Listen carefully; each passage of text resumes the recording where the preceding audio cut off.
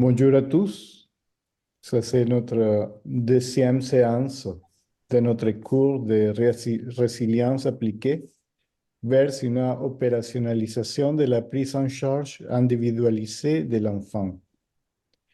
Nous avons déjà partagé la première séance et aujourd'hui, c'est une continuation sur l'accompagnement outillé, sur la méthodologie de l'accompagnement de l'enfant. Merci à Alda pour tout le travail de préparation, merci pour l'accompagnement et merci à tous pour l'effort de participer, de faire les activités hors de la séance et de partager l'expérience ici entre nous. Merci. Bonjour à tous. Merci à Diego pour son mot introductif. Et je dis merci à toutes les personnes, tous les participants qui sont présents et qui se sont mis pour les ateliers à réaliser et qui ont fait l'effort de me les envoyer. Voilà, ça donne envie de vouloir continuer et de vouloir toujours aller plus loin ensemble avec vous. Donc, comme Diego l'a dit, on l'a fait une partie la dernière fois. Nous allons continuer cette fois-ci le module 2 qui se portera sur l'accompagnement toujours outillé, méthodologie d'accompagnement de l'enfant. Je redis encore pour une fois que les deux premiers modules sont des choses que vous faites habituellement au centre ou avec vos équipes. Et c'est un peu un rappel de tout ce qu'on fait. On a toujours fait un peu avant. Et donc, c'est l'occasion de discuter, de causer, de remettre encore certaines choses. Il y a des choses que vous faites sur le terrain. Si vous pensez qu'il faut l'aborder, le mettre là, c'est ça. Bon, bien sûr, qui est en lien avec ce qu'on est en train de faire. Je m'excuse pour ma voix, je suis un peu enrhumée, enfin, j'ai un peu la grippe, mais ça va aller, je vais tenir le coup, ça va aller. Donc voilà. Donc c'est toujours dans l'idée de renforcer la résilience à travers les ateliers. Donc on avait dit la dernière fois ce que c'était qu'un atelier et etc. Bon, on a commencé quand même par la résilience, à la définir encore pour ceux qui ne le connaissent pas, ou comme on dit, l'art de la pédagogie, c'est la répétition. Donc, ça fait pas du mal de répéter. Et donc, on a parlé du fondement de la résilience également, qui est l'acceptation inconditionnelle de l'enfant, hein, la satisfaction des besoins, etc. On est allé également sur la mise en œuvre de cette résilience. Et on a défini au total, finalement, on a eu six, euh, six étapes parce qu'en relisant la dernière fois, je me suis dit, bon, OK, comme l'avait dit le DE du BNC Togo, on a résultat évaluation et le bon et moi, on a encore discuté et donc on a rajouté les activités, les actions à mener. Donc la mise en œuvre nous revient alors à 6 étapes: la mise en confiance et relation d'aide, la préparation des actions, la mise en œuvre d'ateliers, l'analyse des informations collectées pour accompagner l'enfant, et donc exécution et suivi des actions. Donc, les actions qu'on a planifiées, le plan d'intervention qu'on a fait, etc., on va maintenant l'exécuter et ensuite on évalue tout ça. Donc, voilà un peu la mise en œuvre de la résilience. Ensuite, on a parlé des ateliers. On s'est demandé c'était quoi un atelier et ça nous servait à quoi, etc. Donc, pour l'animateur ou pour le travailleur social, les ateliers donc expressifs sont des outils et moyens de recueillir des données et de communiquer. Ça, c'est un moyen de communication avec l'enfant et le référent qui est en face de lui, avec l'enfant et le référent qui est dans le centre, etc. C'est un moyen d'expression du vécu par l'enfant. Et pour l'enfant, c'est un moyen pour lui de s'exprimer. Voilà. Donc, ce n'est pas juste des dessins, ce n'est pas juste des contes, ce n'est pas juste des histoires, mais c'est des choses qui doivent nous permettre de pouvoir avancer. Ce sont des éléments pour travailler, c'est des outils de travail. Voilà. On a ensuite fait l'étape de la mise en œuvre de l'atelier, comment faire un atelier. Donc, il y a la première étape, c'est la réalisation, mais qui est précédée par une phase préparatoire où on lit l'atelier, on prend soin de bien définir les objectifs, de bien comprendre et de voir, parce que nous l'avons en français, et je sais que dans certains pays, le français, on le parle très peu. Et même si des fois on le parle, il y a des enfants qui sont en face de nous qui ne comprennent pas, qui sont des fois des enfants qui ne sont pas allés à l'école. Et donc, on est obligé de le mettre dans notre langue maternelle. Euh, et donc, il faut prendre le temps de voir quel est le mot qu'il faut, comment expliquer tout ça. Des fois, même, il y a des causeries qui se font avant certains ateliers, etc. Donc, tout ça sont des phases préparatoires. Ensuite, il y aura la phase de réalisation et donc qui fait toujours partie de la réalisation. Les ateliers sont réalisés, il faut donc les analyser, les exploiter, analyser ces données, les observer, discuter avec l'enfant, s'entretenir avec lui, lui poser des questions pour mieux comprendre, pour pouvoir avancer. Et ensuite, on va au niveau des actions à mener qui nous permet donc de définir, on a déjà défini les actions plus tôt et donc d'aller en action et ensuite de faire le suivi de ces actions-là. Et donc, pour finir, on a eu à donner un exercice de maison, si je peux m'exprimer ainsi, les ateliers sur le grappe de raisin et les deux faces de la médaille à réaliser pour cette fois-ci. En gros, je viens de résumer un peu tout ce qu'on a fait la fois passée. Et donc, voilà. Voilà, pour commencer, aujourd'hui, nous allons beaucoup parler des ateliers. Nous allons nous pencher dessus et essayer de voir comment ça peut se faire et comment surtout l'exploiter, en gros. Donc voilà, il y a quelques photos. Ces photos me sont venues de Le Bon, de MWT, qui en réalisant ses activités, l'activité avec ses collègues, son équipe, a pris soin de m'envoyer. Il m'en a envoyé plus. J'ai juste choisi trois dedans pour voilà, illustrer tout ce que nous allons faire aujourd'hui. Et la médaille de notre sœur, c'était une médaille en croix que elle a faite. Donc voilà, juste pour vous montrer, voilà, il y a eu la table, tous les outils un peu à côté, voilà, pour que ça puisse se réaliser. Donc voilà. Merci le bon pour les photos. Donc voilà, pour Merci. continuer. Ben, Allô, oui, le bon? merci aussi, je disais merci aussi. Donc pour continuer, je vais vous poser quelques questions. J'avais voulu qu'on visionne d'abord les ateliers, mais on va regarder, je vais vous poser d'abord les questions, vous allez répondre, et on va essayer de visionner quelques ateliers que vous avez réalisés.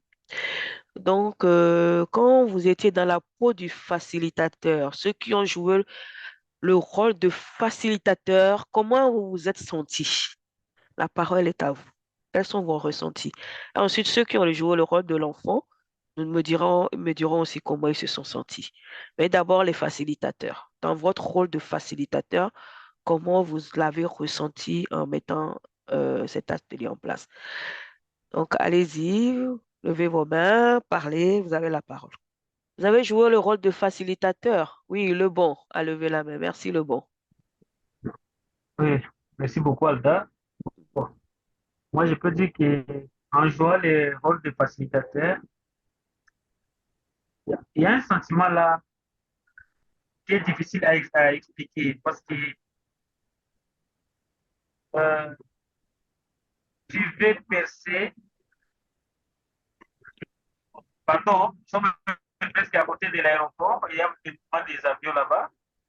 Alors, On je vous disais entend. qu'il y a un sentiment, oui, je dis il y a un sentiment difficile à exprimer parce que tu veux percer un mystère. Donc, tu, tu veux euh, recueillir des informations qui soit peuvent être sensibles, qui soit, euh, soit que la personne ou l'enfant ne voulait pas donner, mais donc tu veux percer un mystère. Donc il y a un sentiment là, je ne sais pas comment expliquer ça, mais c'est juste c'est très profond parce que quand on est facilitateur, c'est très profond, de manière qu'on se dit, euh, la technique que j'utilise, est-ce que ils vont me croire? Est-ce qu'ils vont ils vont nous fournir des informations voulues? Donc, est-ce qu'ils vont s'ouvrir? Donc, c'est un sentiment difficile à exprimer. Mais en tout cas, je me suis senti que, en tout cas, c'est un profond sentiment. Je ne sais pas comment exprimer ça vraiment. Merci le bon. Merci le bon. Mis à part cet atelier, je sais que parmi vous, il y a certains déjà qui ont commencé à mettre en œuvre, qui mettent en œuvre les ateliers hein, de résilience, qui ont déjà une idée de ce que c'est que la résilience, qui y travaillent depuis quelques années. Donc, c'est le moment aussi, hein, c'est pas seulement par rapport à cet atelier, mais comment vous vous sentez quand vous faites cet atelier-là? Comment est-ce que vous l'avez ressenti? Pour ceux qui ne l'ont jamais fait, qui l'ont fait tout dernièrement, et pour ceux qui le faisaient avant, comment l'avez-vous ressenti? Quels sont les ressentiments que vous avez quand vous faites ces ateliers-là en tant que facilitateur? Merci le bon. Le bon a parlé de quoi?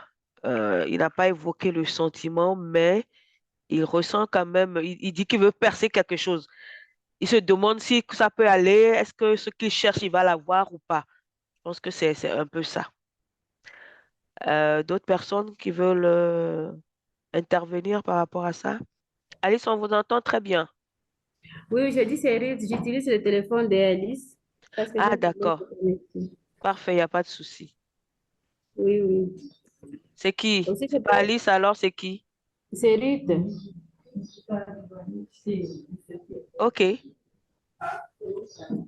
Oui, je voulais intervenir par rapport au ressenti quand on fait des ateliers de résidence. En fait, quand on faisait cet atelier, quand je me suis mis à la place du facilitateur, bon, il y a un sentiment un peu ambivalent. Des fois, on est inquiet, on se demande si les enfants vont arriver à comprendre les ateliers, si les enfants vont arriver à faire ce qu'on attend d'eux. Mhm. Et aussi, il y a un sentiment un peu de joie. On est content, enfin, quand on parvient à exprimer, quand on parvient à faciliter cette expression pour les enfants. Donc, Merci c'est un beaucoup. sentiment un peu ambivalent. Hmm. Merci. Il y a eu une autre main levée. Oui, c'est Tikoudi, vous avez la parole. Merci pour la parole. Moi, les sentiments que j'ai, c'est avant tout les doutes. Hein. Les doutes, je me dis, est-ce que l'enfant répond correctement? Est-ce que ce qu'il dit est vrai? Et après, j'ai un sentiment de pitié ou vraiment d'écouter et d'entrer en profondeur de cet enfant-là. Je vois que ce qu'il dit, est-ce que c'est ouvert? Est-ce que c'est vrai ce qu'il dit? Mais après, je sens que ce qu'il dit là, ça peut être vrai. Et quand c'est vrai, je les regarde, je vois que oui, ce qu'il dit est vrai par les grimaces parfois, ou bien par le sens de sa figure. Puisqu'il y en a qui font comme s'il veut pleurer, ou bien comme il a pitié de lui-même. Alors, ça me touche dans mon cœur. Donc, puisque nous avons des exercices qu'on fait dans les centres, hein, Mhm. avec Béa qui nous apprend aussi ça, Oui, puisqu'elle a déjà suivi ça. Alors, c'est comme ça que moi, maintenant, pour cette fois ici, j'approfondis. d'accord. Merci beaucoup, Mado. De passage, je dis bien de choses à Béatrice aussi de l'autre côté. Donc, vous lui Merci, enverrez mon bonjour. merci beaucoup. Elle est d'ailleurs partie donner ses exercices de résilience dans un centre. Ah, d'accord, ok. Donc, voilà les avis des uns et des autres sur le ressenti du facilitateur. Effectivement, on a vraiment envie d'obtenir quelque chose. Quand on fait ces ateliers, on se dit ce qu'on est en train de faire, est-ce que ça va marcher? Est-ce qu'on peut se poser ces questions, effectivement? Mais, excusez-moi, ces questions, ça peut venir, je suis d'accord que ça vienne, mais on doit éviter tout cela bien avant, c'est-à-dire en maîtrisant l'atelier que nous voulons faire, en essayant d'expliquer au maximum pour que l'enfant puisse comprendre. C'est là l'ambivalence de la chose, c'est là l'inquiétude de la chose. On a un atelier devant nous, surtout que c'est pas, comme je l'ai dit tout à l'heure, c'est pas dans nos langues. Même si c'est en français, que nous maîtrisons le français, des fois il y a des mots que nous ne pouvons pas traduire dans nos langues. Et donc, comment faire? C'est ça, comment faire pour que cet atelier puisse réussir. Donc, on a cette inquiétude, c'est un ressentiment pas de peur, pas de doute non plus. S'il y a le doute, certains ont évoqué le doute, s'il y a le doute, c'est que vous-même, vous le maîtrisez. Vous ne devez pas avoir de doute sur vous-même, sur ce que vous voulez faire. Vous devez avoir confiance en vous-même et à ce que vous voulez faire. Et pour cela, c'est la maîtrise de l'atelier qui nous permettra d'avoir cette confiance. D'abord. Maintenant, on peut douter de ce que l'enfant va nous donner. Et là, ça va se concrétiser, ça va comment dire, se vérifier au cours de l'entretien individuel maintenant que vous allez avoir avec l'enfant. Voilà. Donc, c'est un peu ce que je peux apporter par rapport à ce que vous venez de dire. Maintenant, quand on se met dans la peau de l'enfant, ceux qui ont joué le rôle d'enfant, ceux qui ont fait cet atelier, les deux faces de la médaille, le régime de banane ou de la grappe de raisin, ceux qui ont pu réaliser cette activité-là, comment vous vous êtes senti quand vous étiez en train de réaliser cette activité? Vous vous avez mis dans la peau de l'enfant, hein, mais vous avez parlé de vous-même. Comment est-ce que vous avez ressenti ça? La parole est maintenant à ceux qui ont joué le rôle d'enfant. Pour ceux qui ont joué le rôle d'enfant, comment est-ce que vous vous êtes senti? En même temps, je vais essayer de partager quelques ateliers si possible. La parole est à vous, hein. Comment vous vous êtes senti quand vous avez joué le rôle d'enfant? Qui a joué ce rôle? Bense Congo, s'il vous plaît. Qui a joué ce rôle? Qui a fait ce dessin? Oui, Aimé? À la parole. Merci, Alda. En termes des membres des familles, j'ai vu que c'était un effort à déployer pour rechercher. Et ils sont tellement nombreux. On dit non, on prend 10-10 du côté paternel et du côté maternel. Alors, je me dis que dans ces rôles-là d'enfants, donc nous avons quand même beaucoup de gens tout autour de nous qui peuvent nous aider. Et quelquefois, on ne fait pas tellement attention. Et on essaie de les oublier.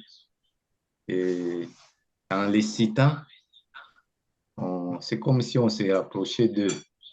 Et donc, c'est un environnement qui nous permet vraiment de grandir, de se sentir à l'aise. Parce que comme nous, on a plus illustré avec les régimes des bananes, comment une banane est toujours collée l'une après l'autre, l'une après l'autre. Et là, l'image, là, accompagne la famille, surtout nous ici en Afrique. La famille, elle est tellement élargie. Dans nos familles, on reçoit beaucoup de gens, du côté paternel, du côté maternel. On se sent qu'on est nombreux. Donc, on peut faire recours à beaucoup de gens. Et que nous, en tant qu'adultes, souvent, on ne fait pas tellement attention à ça. Mais dans ces rôles-là, ça m'a permis en tout cas de comprendre ça davantage. Merci beaucoup, Aimé, pour cette intervention. Est-ce que d'autres ont joué le rôle d'enfant et comment est-ce qu'ils se sont sentis? Est-ce que d'autres ont joué ce rôle? Rôle d'enfant. Les deux faces de la médaille. Qui a joué un rôle d'enfant? qui est là et qui peut nous dire comment qu'il a ressenti les choses. Allô, vous êtes là? Ça, c'est un dessin je pense que c'est du Mali. Voilà, c'était les deux faces de la médaille, réalisé par Amanda avec un de ses collègues. Voilà, ça c'est ça, la première face et c'est la seconde face. Voilà. Euh, donc, je vous ai montré l'œuvre du Congo également. Il y a là, il y a Gowodi, si je ne me trompe, oui. Ça, c'est l'œuvre de Gowodi, l'ONG Gowodi, qui a réalisé des activités. Ils ont fait le régime de banane ou grappe de raisin. En Afrique, on utilise beaucoup plus le régime de banane que le grappe de raisin. Donc, voilà les dessins qu'ils ont réalisés, faits par les animateurs ou enfin, les travailleurs sociaux de Gowodi. Voilà, c'est juste pour vous donner un peu une idée du travail qui a été fait. Donc, voilà. Donc, Gowodi, parmi vous, il y a beaucoup qui ont travaillé qui ont joué l'enfant. Est-ce que quelqu'un peut intervenir quand il faisait le rôle de l'enfant, comment il s'est senti? Quelqu'un veut bien prendre la parole? Tout comme 15, c'est pas toujours facile. Allô? On est là? Gowodi, il y a des membres de Gowodi qui sont là? Il faut aider les médailles. Il y a des membres de Gowodi, oui. Infini, c'est qui? Il a levé la main. La parole est à vous. Allô? Vous pouvez parler. Voilà. Moi, c'est Neema Mburano Élisée. Neema, ok. Oui, j'ai joué le rôle de l'enfant. Et voici votre œuvre. Oui, c'est ça mon œuvre. J'ai joué le rôle de l'enfant parce que ça m'a aidé à extérioriser ce qui se trouvait en moi. Très bien. Oui, oui.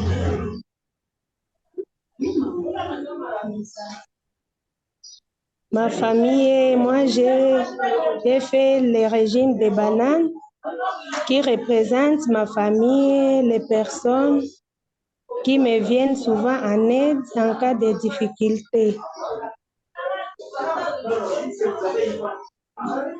En cas de difficulté, j'ai utilisé la couleur bleu ciel pour mon père et ma mère. En cas de difficulté, ce sont mes deux parents qui me viennent en aide. Après, j'ai mis la couleur verte qui représente mon frère. Aussi, c'est un ami à moi. Il me soutient souvent en cas de difficulté. La couleur mauve, c'est mon grand-père. Il peut ou ne pas m'aider. Vraiment, il ne m'assiste pas souvent en cas de difficulté. Élisée, c'est bien. Mais Élisée, quel a été maintenant tes ressentis par rapport à ça? Pardon? Comment tu as ressenti cet exercice-là? Je me suis sentie très bien parce que ça m'a permis de m'exprimer. D'accord. Merci beaucoup, Élisée. J'ai exprimé ce qui était en moi. Est-ce que cela t'a permis également de voir dans la famille les personnes qui sont vraiment un secours pour toi? Voilà. Oui, oui, surtout mes parents me viennent en secours souvent quand j'ai des problèmes. D'accord. Et comment as-tu trouvé cet exercice? Tu penses que c'est faisable avec les enfants? Oui, oui. D'accord. Ok, très bien. Merci, Ok, merci. merci pour votre apport, Élisée. Et donc, Ok. voilà, en gros, les ateliers qui ont été réalisés. J'ai juste fait passer quelques ateliers. Et donc, pour voir pour montrer qu'il y a eu du travail qui a été quand même fait. Maintenant, je vais apporter quelques observations par rapport aux ateliers. Plus précisément, le dessin de Benz du Congo, le RDC, qui m'a un peu touché. Je vous l'ai fait passer tout à l'heure. J'ai vu que ça ne respectait pas bien les consignes de l'atelier même. C'est-à-dire qu'on a dessiné des petits bonhommes et dont une partie représentait le paternel, l'autre c'est maternel, et puis il y a le petit qui est au milieu. Mais je me suis dit, où est la banane? Ou bien où est le grappe de raisin? Où sont les symboles? Il y a des symboles. Où sont les symboles? Les symboles n'étaient pas dessinés. Et comme la manière dont c'est dessiné, on ne voit pas bien les liens, hein, c'est pas visible. Et puis bon, voilà. Maintenant, dans d'autres dessins, ce que j'ai remarqué aussi, c'est que dans d'autres dessins, c'est les couleurs qui ont été utilisées, tels que les dessins de Joviance, les dessins de Élysée. Ils ont utilisé des couleurs à la place de symboles. C'est pas mal en soi. C'est pas mal en soi. L'essentiel, c'est que l'enfant puisse l'expliquer. Mais les symboles sont beaucoup plus expressifs. On comprend mieux. Euh, bon, l'enfant, parce que c'est plus tard que vous allez prendre l'enfant. Peut-être avec les couleurs, est-ce qu'il va vraiment se retrouver? Bon, il peut peut-être se retrouver également. Hein. Mais voilà, maintenant, je vais peut-être donner la parole à RDC Congo pour m'expliquer pourquoi ils ont fait leur dessin un peu, leur atelier comme ça. Je vais remontrer leur atelier. RDC, ça y est là, où là? Je peux parler? Expliquer. Oui, s'il vous plaît. Vous avez la parole. Oui. Oui.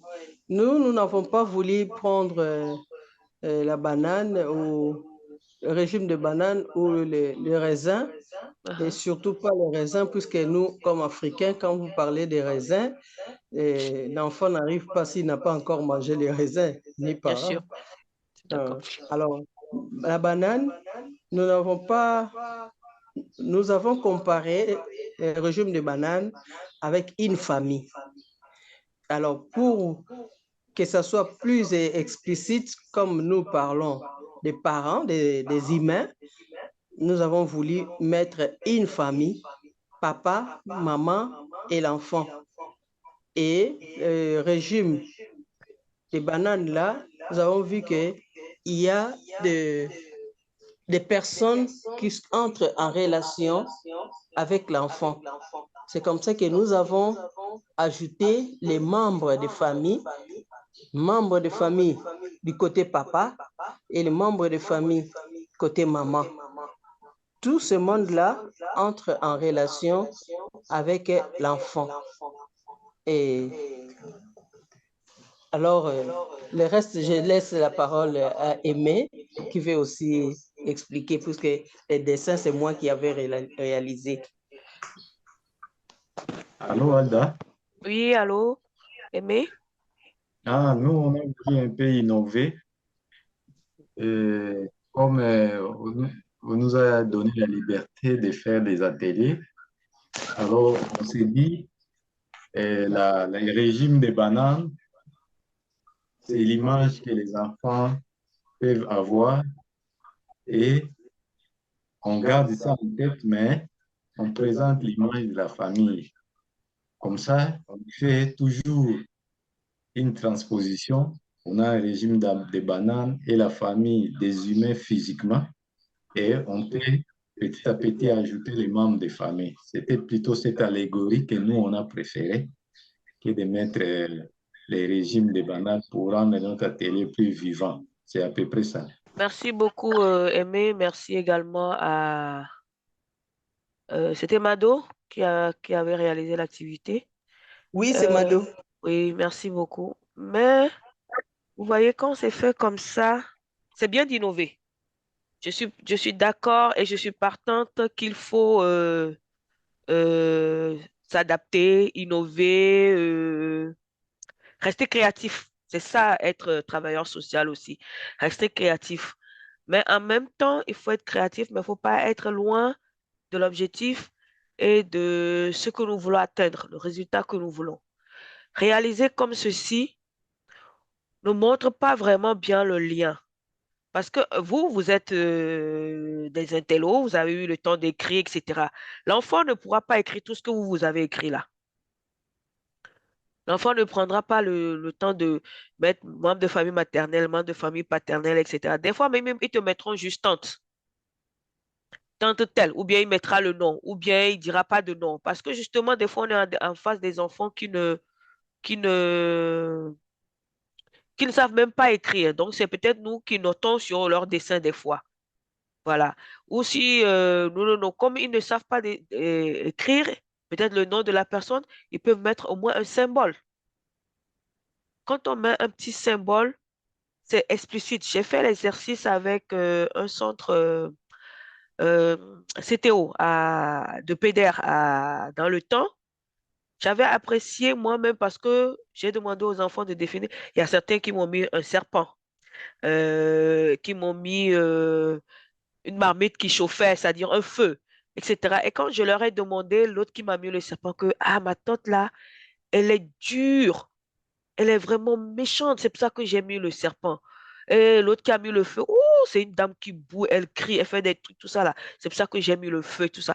Vous voyez, c'est pour ça que le symbole joue son importance dans cet exercice-là. Il y avait des mains qui étaient levées. Allô, j'ai eu des mains levées tout à l'heure. Et personne ne Bonjour peut prendre Alda. la parole. Oui, bonjour, c'est le bon?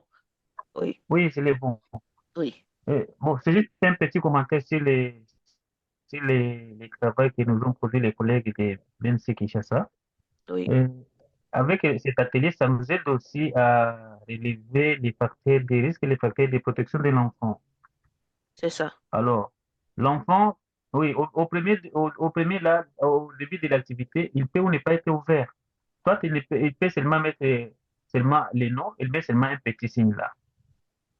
Alors, et comme soit au début là, il n'a pas encore de confiance, si on présentait comme ça euh, l'activité en mettant soit les dessins là, soit il peut dire, bon, si je mets ici, soit le nom de tel, et on va facilement on peut retrouver que c'est un oncle, ou c'est une femme ou c'est un homme. Mais quand c'est une banane, ça met déjà l'enfant dans sa peau, mais aussi ça lui donne au moins le temps de s'exprimer facilement sans qu'il ne puisse s'imaginer beaucoup de choses du point de vue familial.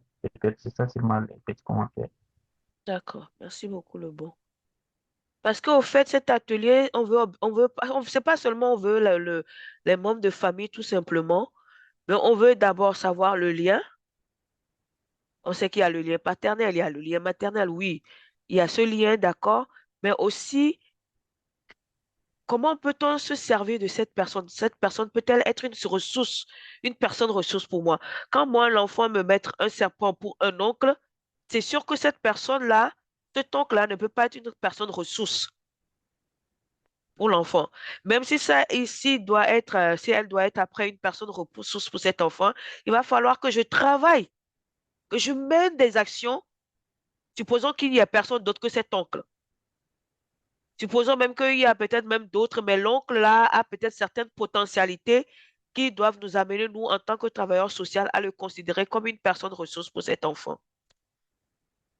Mais déjà, l'enfant qui met un serpent, ça bloque parce qu'on se dit que cet enfant n'a pas une idée, n'a pas une bonne image de cet oncle-là. Donc, ça va être compliqué pour moi de le réinsérer là-bas ou bien de lui dire voilà, d'être en contact avec cette personne, etc., etc. Mais s'il est le seul, alors quel est le travail que moi, en tant que travailleur social, en union, bien sûr, toujours avec l'enfant, pouvons-nous mener pour que ça puisse coller entre les deux? Voilà, c'est pour ça que le symbole et le dessin montrent bien le lien. Vous voyez un peu? Bon, voilà. Donc, ça, c'était un peu des observations par rapport aux ateliers réalisés. Donc, à part ça, la plupart des ateliers, bon, sont pas si mal. Bon, il y a certains ateliers qui n'étaient pas très clairs. Ils avaient utilisé des crayons, mais quand il y a eu la photo, je ne voyais pas très bien. Puis d'autres étaient en swahili. C'est pas évident de bien les exploiter, mais quand même, bon, voilà, ça a été fait. Donc, il est très, très, très important d'utiliser les symboles. Il y a eu certains qui ont utilisé des couleurs. D'accord.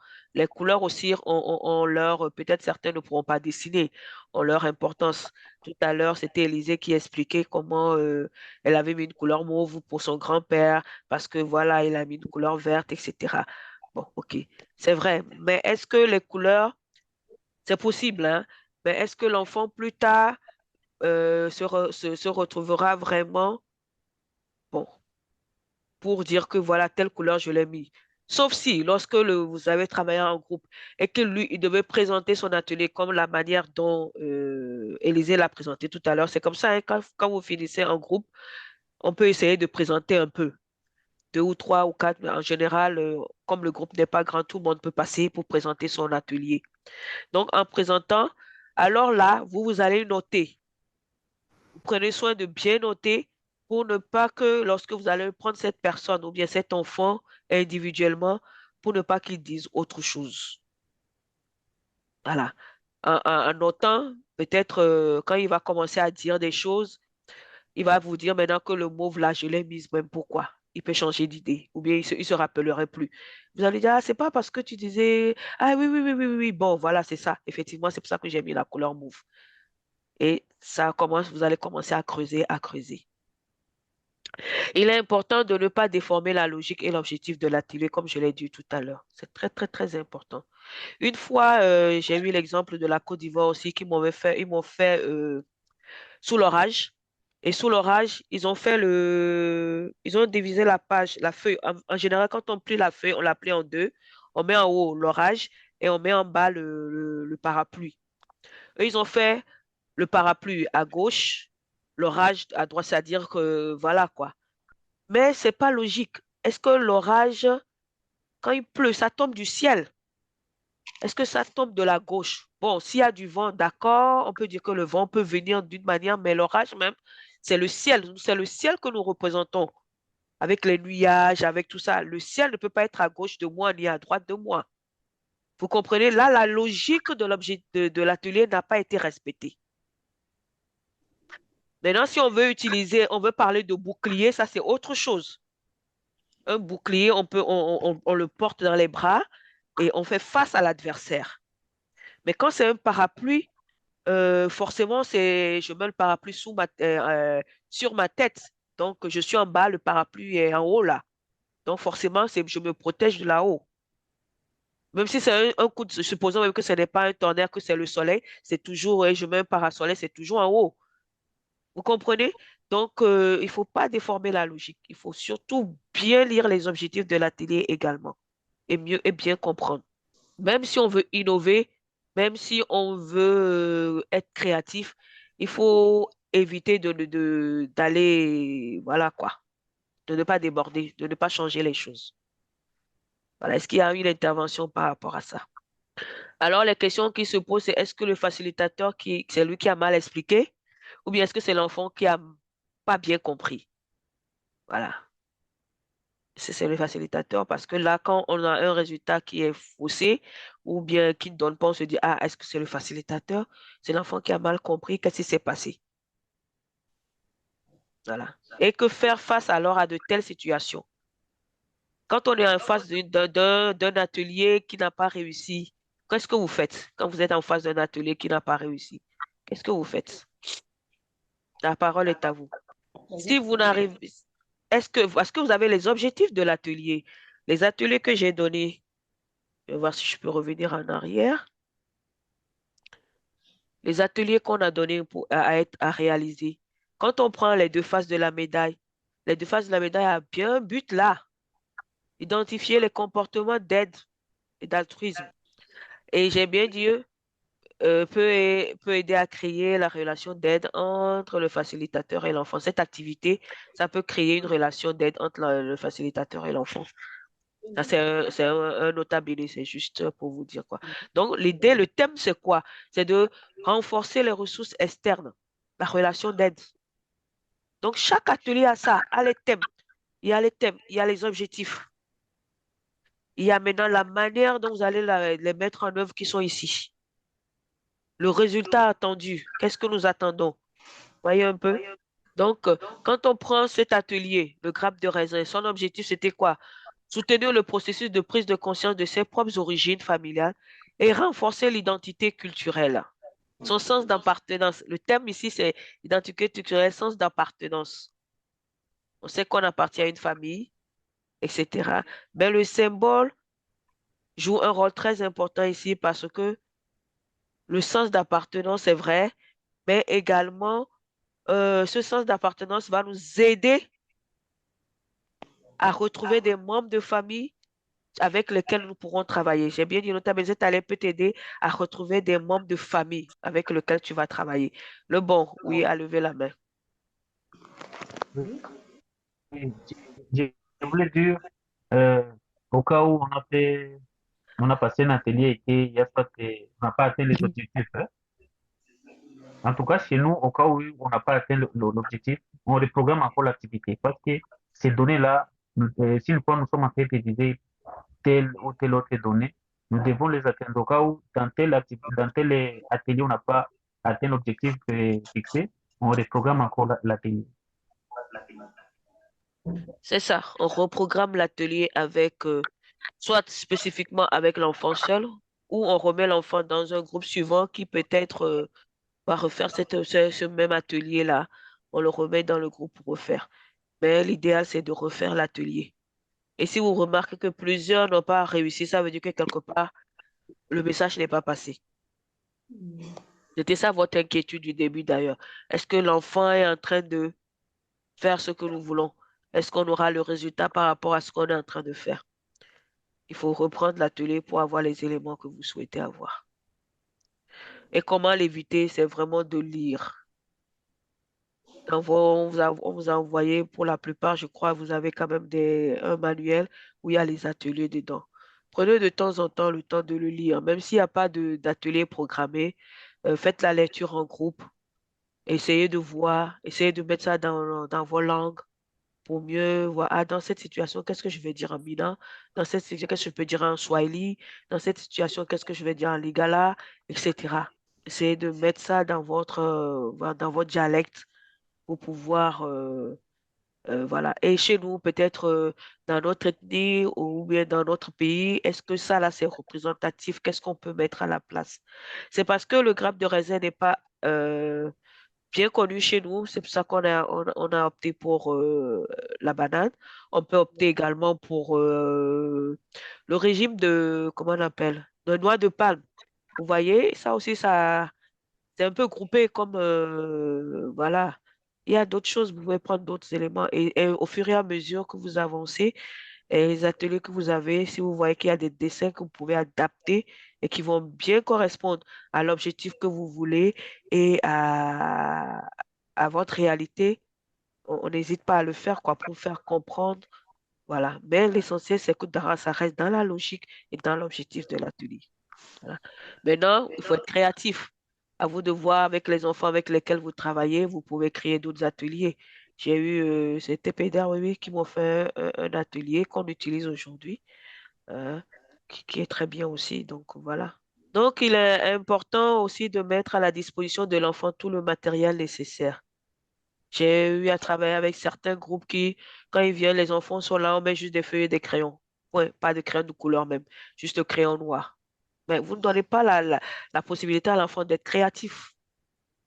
Mettez-lui des crayons de couleur, mettez de la gomme, mettez tout ce qu'il faut, une règle, tout ce qu'il faut pour que l'enfant, voilà. En tout cas, le maximum qui est cité dans le contenu, mettez ça en place pour que l'enfant puisse vraiment exercer ce qu'il doit faire. Bon, un peu, c'est en gros ce que je pouvais dire comme quelques observations sur les ateliers. Voilà. Est-ce qu'il y a une question? Est-ce qu'il y a des éléments? Donc, s'il n'y a pas, on va essayer de prendre... que faire après un atelier? On va prendre le dessin on va prendre un ou deux dessins de vos camarades. On va essayer nous-mêmes d'exploiter. J'ai prévu prendre pour Denise, on va prendre pour Mali, peut-être pour Govodi aussi, Joviance. Bon, on va voir. On va commencer quelque chose et on va voir ce que ça va donner. Donc, je vais d'abord prendre l'atelier de, si je l'ai ici, de Denise, ou bien si j'ai pour Mali, ce qui est plus facile pour moi. Denise, c'est Marie-Claire. Je crois que c'était Marie-Claire, hein. Voilà. Voilà, ça c'est la médaille de Marie-Claire, si je ne me trompe pas. Alors, je pense que Oui, c'est l'activité de Le Bon. Donc, oui. notre amie Marie-Claire a dessiné une médaille en croix et a donc mis sa ficelle dessus pour le mettre, pour la mettre au cou. Donc, sa première phase dit Le Bon, Ali Chakanipa. Bon, ça c'est Swahili. Je laisse Le Bon nous expliquer. Oui, merci beaucoup, Marie-Laure. Alda? Alda. Oui. Euh, oui. Donc, ce que Marie-Claire a présenté là-bas, bon, c'est une chrétienne. Et d'après elle, d'après ses dires, elle a dit que tout ce qu'elle a réussi comme aide et tout ce qu'elle a donné comme aide, c'est grâce au Seigneur. C'est pour cela qu'elle a présenté la croix. Mais aussi, là, au premier, elle a dit que, bon, les bons à l'échelle partie à quasi. Donc, pour dire que les bons m'a aidé, avec le travail, m'a donné le travail, comme c'est une collègue. Mais à la deuxième phase de médaille, elle a écrit Denise Inamuchunga Kunyumba. Donc, c'est une orpheline. Oui, là, à la deuxième phase. Donc, c'est une orpheline qui a des enfants, mais qui était dans la rue, mais que Marie-Claire loge chez elle. C'est- Je pense que c'est tout comme explication à ce que Marie-Claire a présenté. Mais tout cela, elle montre qu'elle a fait tout cela parce que c'est grâce à Dieu, c'est grâce à Jésus, c'est grâce à la force. Donc, c'est grâce à la force divine qu'elle peut aider ou elle peut être aidée. Vous êtes là?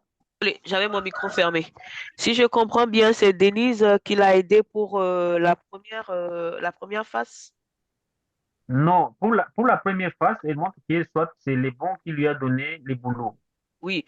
Bon, cette phase-là, La c'est deuxième Denise. phase, Oui. la deuxième phase, elle montre que non, elle éloge Denise. Denise, elle est orpheline, hein. Ah, elle Alors, a aidé quelqu'un. Voilà. oui, oui, elle a aidé Denise, donc elle loge Denise chez elle. Ah, d'accord. Très bien. Oui, D'accord. Ok. Donc, la première partie, c'est que elle a été aidée par le bon.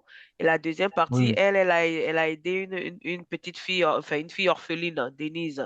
Ce n'est pas une petite fille, donc c'est une mère. Elle a même des enfants, mais seulement qu'elle était dans la rue.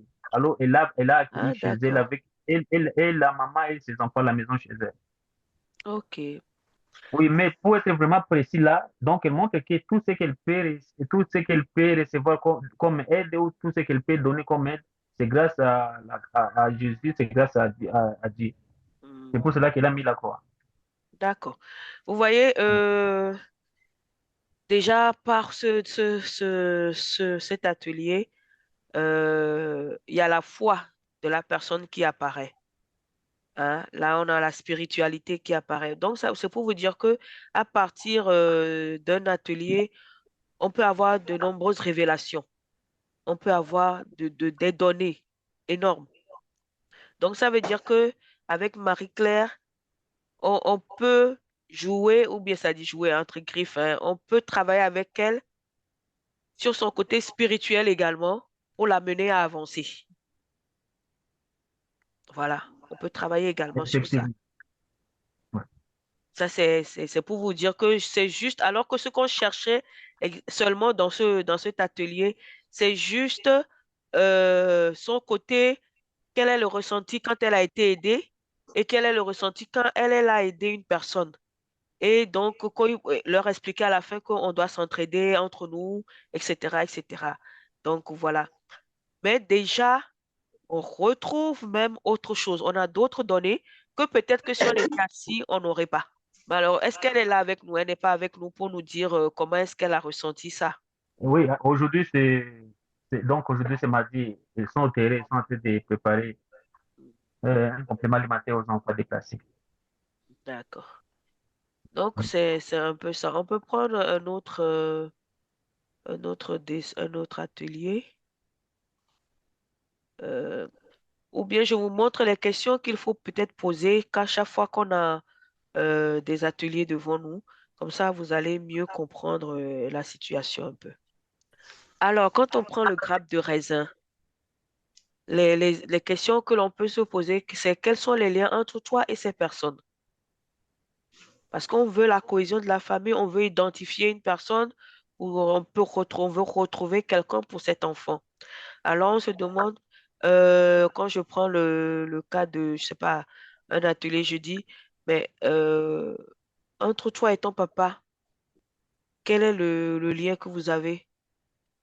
Comment ça se passe? Entre toi et la grand-mère, comment ça se passe? Voilà, quels sont les liens entre toi et ces personnes-là, ces différentes personnes qui ont été citées? Quelle est la place de chaque membre dans ta famille, dans la famille? La place, qui est à la tête, qui fait quoi, qui aide de plus, qui appuie plus? On considère telle personne? Comment même lui, hein, on peut même lui demander, toi, dans tout ça, comment est-ce qu'on te considère? Voilà, quel est leur rôle maintenant? Le rôle de ces personnes dans la famille.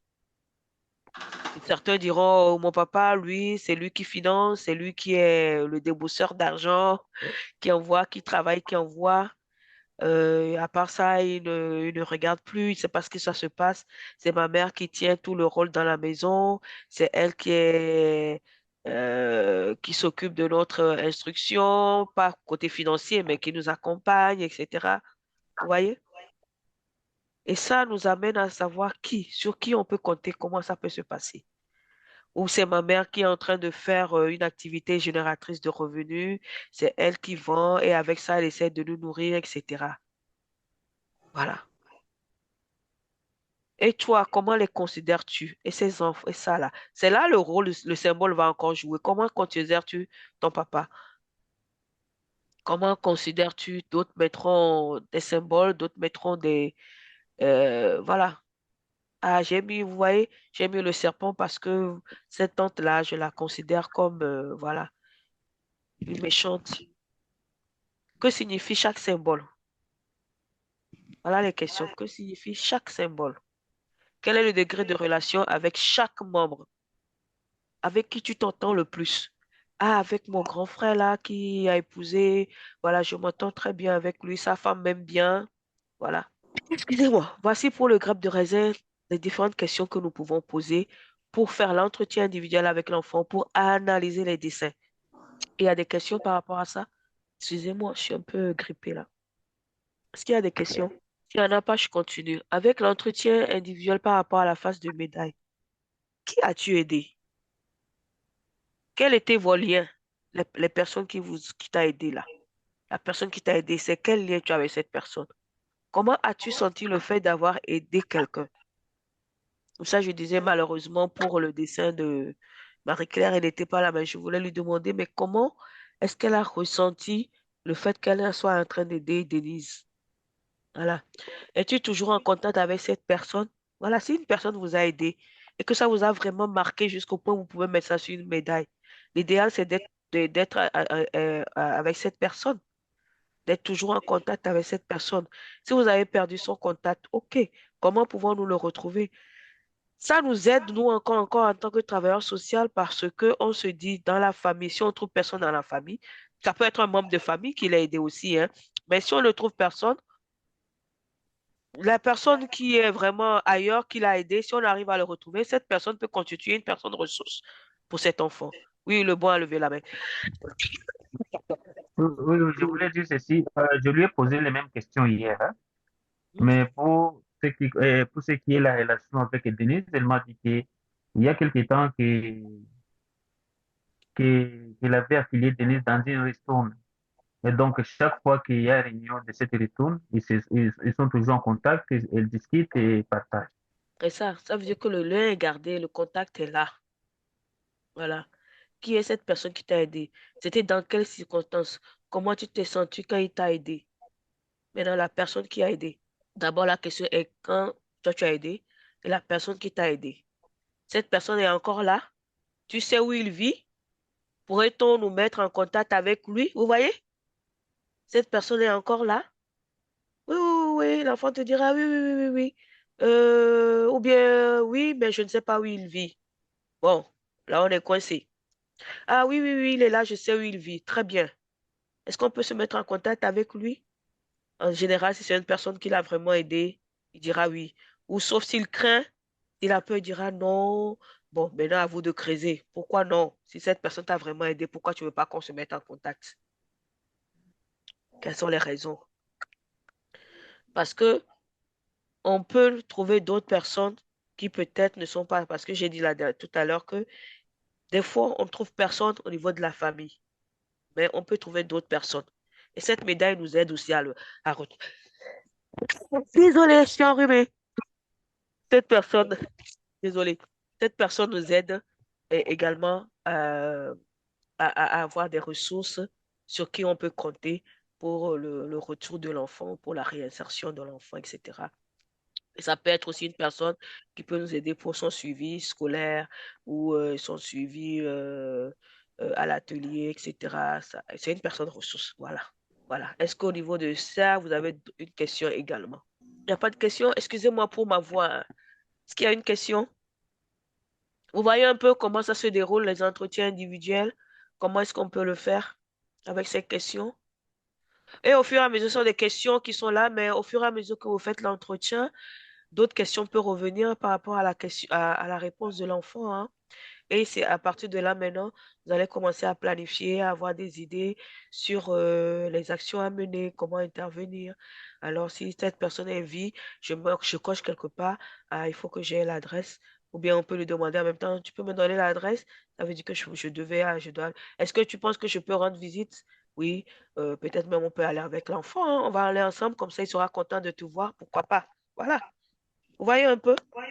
J'ai voulu qu'on fasse un peu cet exercice pour voir comment ça se déroule. Dans les autres ateliers aussi, c'est pareil, hein.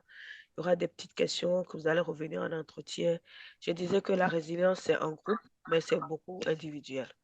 C'est une approche très individuelle après. S'il n'y a pas de questions, il y a des questions? Des apports? Donc là, on a exploré, on a observé des ateliers, on a essayé de faire des entretiens individuels par rapport à ces ateliers-là.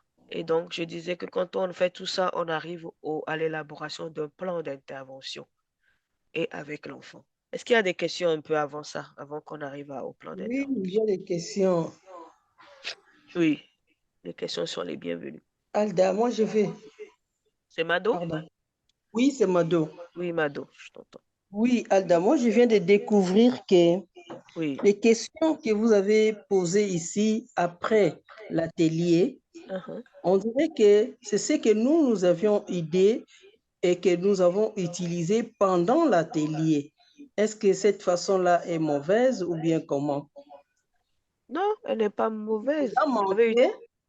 Ce qui nous a manqué, c'est les symboles. Là, vous avez tout à fait raison. On n'a pas mis des symboles et on n'a pas tenu vraiment compte de ça. Mais la question que vous venez de poser ici, c'est ce que nous avons utilisé pendant l'atelier. Oui. Alors, je demande si cette façon-là de procéder est mauvaise ou bien il faut attendre après. Non, non, elle n'est pas mauvaise du tout. Elle n'est pas mauvaise, mais vous reviendrez à un individuel avec l'enfant. C'est pratiquement ces mêmes questions que vous allez reposer à l'enfant. C'est pratiquement ces questions-là que vous allez revenir encore et reposer encore avec l'enfant pour approfondir. Pour approfondir. Et c'est ça, je disais maintenant, avec ce que l'enfant va vous dire, vous allez aller même encore plus loin. Ok, merci beaucoup. Tu vois, là, l'entretien, j'ai dit que signifie chaque symbole. Alors que quand vous faites l'atelier, vous n'allez pas dire que signifie chaque symbole, vous allez leur demander quel est le symbole qui représenterait cette personne de votre famille. Quel est le symbole qui représenterait son caractère, sa façon d'être avec toi, comment tu le considères, etc. Au cours de l'atelier, tu ne diras pas que signifie, parce qu'il ne l'a pas encore fait. On est d'accord. Il y aura des questions qui seront peut-être semblables au début, quand vous allez faire l'atelier en groupe, qui reviendront de façon individuelle, mais de façon individuelle, ça va être toujours un plus. Même je suis sûre que ces quelques questions, quand vous allez commencer à les poser avec l'enfant, les réponses vont vous permettre d'aller encore plus loin. Ok. Ça, c'est juste des questions pour vous guider un peu, voilà. Ok, bien compris. Oui. Quand on prend la face de la maison, qui as-tu aidé? Quels étaient vos liens? Voilà. Comment as-tu senti le sens d'avoir aidé quelqu'un? Quand tu dis comment tu as senti, ça c'est après. C'est pas avant. Avant, ne demandez pas encore comment on a senti. C'est juste qui t'a aidé, des signes, voilà, quelles circonstances, etc. Merci beaucoup. Es-tu toujours en contact avec cette personne? Voilà, ça veut dire qu'il y avait eu un contact, mais est-ce que c'est gardé? Ça, c'est des questions après l'entretien, après l'atelier. Et c'est un entretien individuel, beaucoup plus. On pousse quoi. Parce qu'il y a certaines questions qu'on ne mettrait pas en groupe parce que quand l'enfant va présenter son atelier en groupe, il présente, c'est tout, hein. Il faut éviter de lui poser trop de certaines questions en groupe pour ne pas le frustrer. Mais après, vous revenez individuellement avec lui. Oui, Alice. Alice ou parce qu'il y a deux personnes qui utilisent le Oui, oui, c'est Ruth. route, voilà. Oui, je voulais savoir si par exemple on a un enfant qui n'a pas connu ses parents. Maintenant, quand on veut faire l'atelier, par exemple, la grappe des raisins ou le régime des bananes, maintenant l'enfant n'arrive pas à symboliser les membres de sa famille. Soit l'enfant va seulement symboliser les amis qu'il considère comme famille et avec lesquels il n'a pas vraiment des liens qui sont forts. Et si on se rend compte qu'on n'a pas atteint les objectifs qu'on s'est fixés, on va refaire l'atelier. Encore, l'enfant va refaire la même chose. Il ne va pas symboliser les membres de sa famille. Qu'est-ce qu'on va encore faire par là? Merci Ruth pour cette question qui est très pertinente. Vous voyez, un enfant qui ne représente pas sa famille, c'est que l'enfant a un traumatisme très poussé. C'est un enfant qui, quelque part, a un rejet. Nous sommes en Afrique, hein, la famille, elle est très grande. Si cet enfant ne représente, je suppose que peut-être les parents sont décédés. Même, même, même si les parents sont décédés, en général, quand on demande le grappe de femme, de raisin ou le régime de banane, on ne précise pas que membre de famille décédé à ne pas mettre, membre de famille, non, on ne précise rien de tout ça. Donc, il est censé mettre son papa, sa maman et tout, et dire qu'ils sont décédés après. Ou s'il ne les met pas du tout parce qu'ils ne vivent plus, il mettra des oncles ou des choses comme ça. Mais s'ils vivent, ils peuvent vivre aussi et mais il va mettre décédé ou quelque chose comme ça, alors que peut-être qu'ils vivent. Tout ça, c'est le traumatisme profond des enfants qui les amène à dessiner des trucs comme ça, à ignorer la famille, à ne plus vraiment s'impliquer. Dans ce cas, il est important que cet enfant soit vite vu par un psychologue. Il y a des cas, quand vous les avez, il faut les référer à un psychologue. Nous sommes des travailleurs sociaux, on a nos compétences, on a nos limites également. Quand on atteint des limites, il faut rapidement chercher une personne qui pourrait nous appuyer. C'est pour ça que le travail de groupe entre équipes, c'est-à-dire entre équipes vous-même, quand je dis groupe, l'équipe, elle est importante. Enfin, il est important, le travail est important. La rencontre, les réunions, le partage, c'est important entre vous. Vous voyez, cet enfant dont enfin, je ne sais pas si c'est un enfant, mais la situation dont tu viens d'évoquer, demande à ce que cet enfant soit référé à un psychologue. S'il n'y en a pas au sein de votre association ou de votre organisation, essayez de voir quel est le psychologue le plus proche, soit d'une autre association avec partenaire, ou soit de l'État ou quelque chose comme ça pour que l'enfant soit référé, pour être écouté plus approfondi. Parce que des fois, il y a des rejets. Et quand c'est comme ça, il faut revoir par rapport à cette situation. Voilà. Mais cela ne veut pas dire qu'on rejette les amis qu'il a présentés, hein. Aujourd'hui, ce sont ces amis-là qui constituent une famille pour lui. Il faut en discuter avec lui. Bon, ok, voilà, il n'y a personne de temps, il faut lui demander, il n'y a personne, personne vraiment, non, il n'y a personne, madame ou bien tata, ou je sais pas comment il vous appelle, il n'y a personne, personne, personne. Et ceux-là, c'est ce sont des amis, mais ils me font ceci, etc. Il faut considérer ça, c'est lui qui présente ça. Il ne faut jamais rejeter tout ce qu'ils vous disent. Et maintenant, avec ça, vous allez essayer de travailler. Peut-être même parmi ses amis que vous allez rencontrer, certains vous raconteront à long et à large son histoire. Certains vous diront les liens qui les lient et peut-être certains vous parleront de leur famille, s'il en a pu raconter à certains d'autres. Mais l'idéal, c'est que cet enfant soit accompagné par un psychologue. Voilà. Mais le travail continue avec lui, bien sûr. Et maintenant, avec le psychologue, on verra ce qu'il donnera comme diagnostic et comment il faut évoluer avec lui. Voilà. J'ai répondu un peu, Ruth. D'autres Oui, questions? merci. Merci, Ruth. D'autres questions? D'accord. S'il n'y en a pas, on continue alors. Alors, le plan d'intervention ou bien le plan, moi je peux le dire, où on veut mener des actions. Après la phase d'analyse donc, et l'interprétation des résultats de l'atelier aboutit à la définition des interventions. C'est ce qu'on disait, que lorsqu'on réfléchit, on se demande qu'est-ce qu'il faut prendre, comment est-ce que je dois faire, est-ce que je dois aller rendre visite, etc. Voilà. Amener pour, pas pour et avec l'enfant. On ne fait rien sans l'enfant. Hein. Tout ce qu'on fait, c'est pour lui. Tout ce qu'on fait, c'est avec lui et par lui. Donc, outre l'animation d'ateliers ou causeries des séances individuelles qui sont indispensables, il faut définir avec l'adolescent ou bien avec l'enfant les actions nécessaires pour renforcer sa capacité de résilience. Là, on parle de plan de... Bon, j'ai mis suivi individualisé, mais je prendrais plutôt le plan d'intervention. C'est une planification d'action et de concertation ayant pour but de favoriser le développement et la réussite de l'enfant. C'est ça le plan d'intervention. Ce sont des planifications d'action. On veut faire ceci à telle heure, à tel moment, à telle période. Voilà. En concertation avec l'enfant et dans le but de faire développer, dans le but de favoriser le développement et la réussite de l'enfant. Tout ce que nous faisons, c'est pour la réussite, c'est notre premier but, c'est ça notre mission. Mais qui fait ce plan d'intervention-là? Le facilitateur référent de l'enfant élabore le plan d'intervention pour l'enfant et avec l'enfant. Participation de l'enfant. Notre séance passée, hein, de juin-juillet, si je ne me rappelle, juin, juin-juillet, nous avait beaucoup parlé de la participation de l'enfant. Ce dernier identifie ses besoins et en exprime ses demandes. Il exprime ses demandes, comment il veut, ses projets, sa vision et ses difficultés auxquelles il souhaite apporter un changement, une amélioration. Il est l'acteur principal de son plan d'intervention. C'est nous qui menons le plan, qui écrivons le plan d'intervention, mais c'est lui qui constitue le premier de tout ça. Donc, le plan d'intervention est validé par l'équipe ou le responsable de l'équipe. Je parlais tout à l'heure du travail en équipe. Il peut être réajusté tout au long du processus.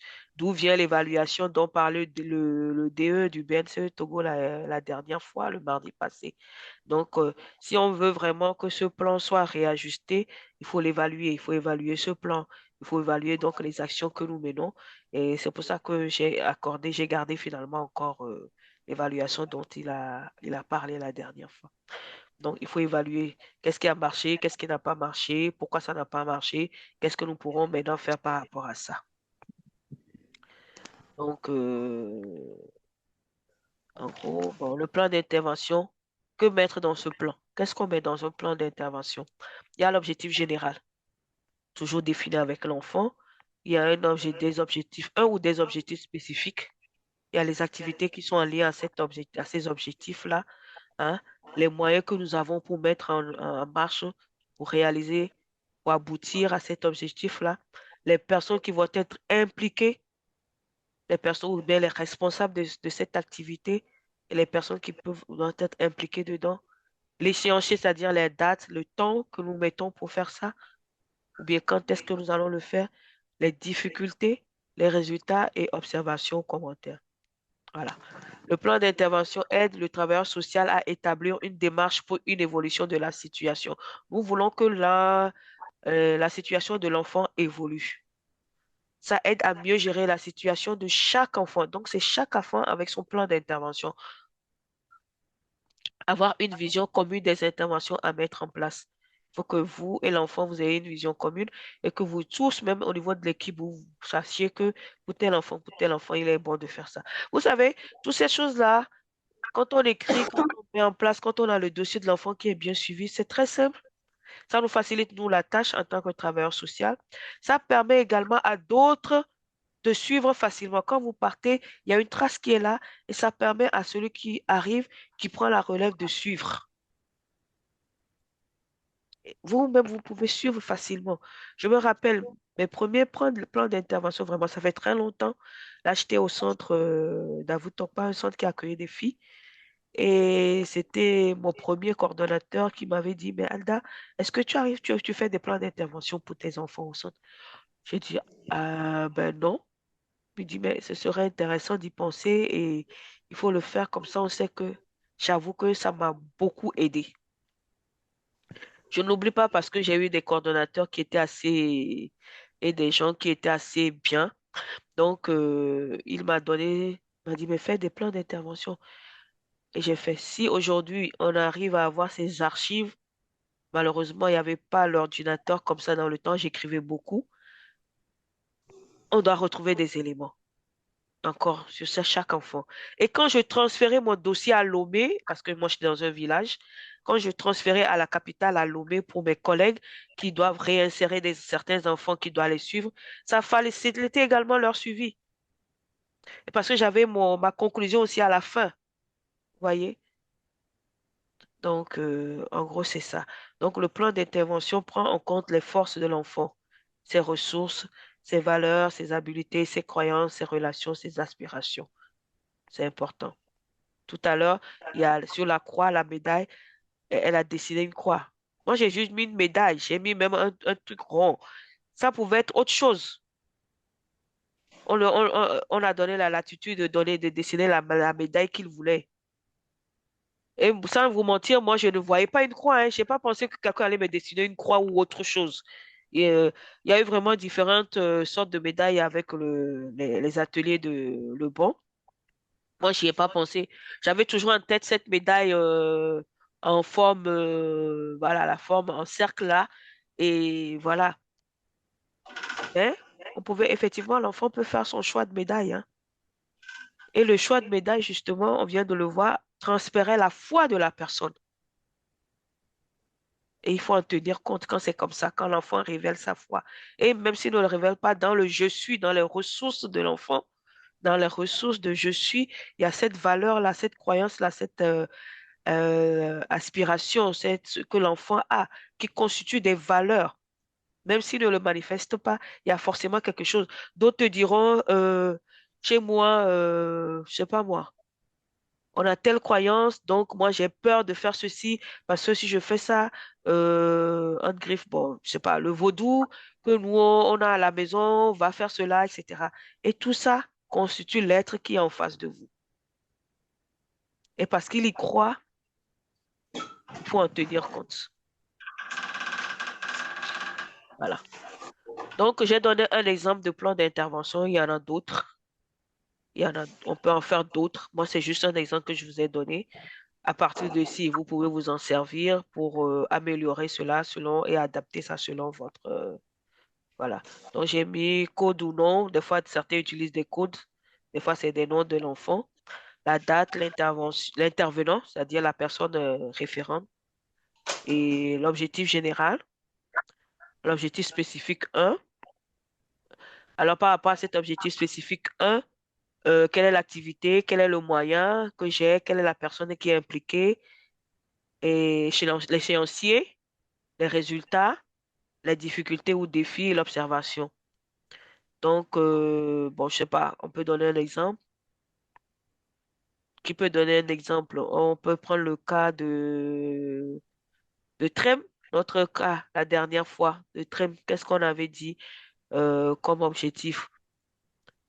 Je pense que c'était malheureusement, je pense que on n'a pas le DE avec nous qui avait beaucoup donné des objectifs la dernière fois.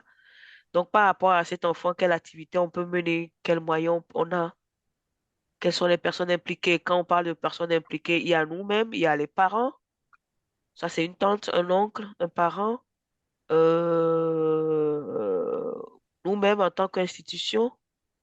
Voilà. Et on commence l'action. Quand on a commencé l'action, on a eu un résultat. Quel est le résultat que nous avons eu? Voilà, on met le résultat. Quelle est la difficulté que nous avons rencontrée ou quel est le défi? Et on met également et on évolue. C'est un exemple, hein. Il peut en avoir d'autres. À vous de voir et de l'adapter à votre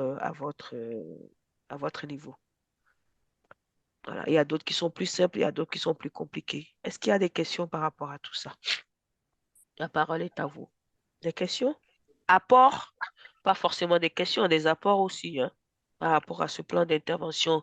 Qui met le plan d'intervention en marche? Enfin, en marche, qui l'élabore? Comment ça s'élabore? Etc.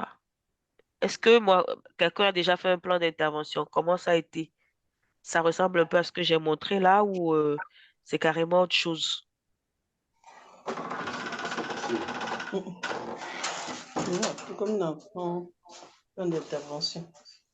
Oui? C'est Mado qui veut prendre la parole? Non? C'est le mec qui posait la question. Bon, puisque elle n'est pas encore là. Quelqu'un a essayé déjà, ou bien vous l'appelez autrement. Ça peut ne pas être un plan d'intervention. Comment vous l'appelez? Quelque chose qui ressemblerait à ça? Ou, Allô, Albin? oui, Aimé? Bon, nous, souvent, on fait des plans opérationnels, plans d'action. Opérationnel, d'accord. On reprend les différentes rubriques là-bas. Voilà. Donc, vous l'appelez plan opérationnel, c'est ça? Oui, c'est ça. D'accord. Vous voyez, des fois, c'est ça, je dis, on fait des fois des choses, peut-être qu'on n'a pas les mêmes mots dessus, et quand on nous dit après, on se dit, oh, on ne fait pas ça.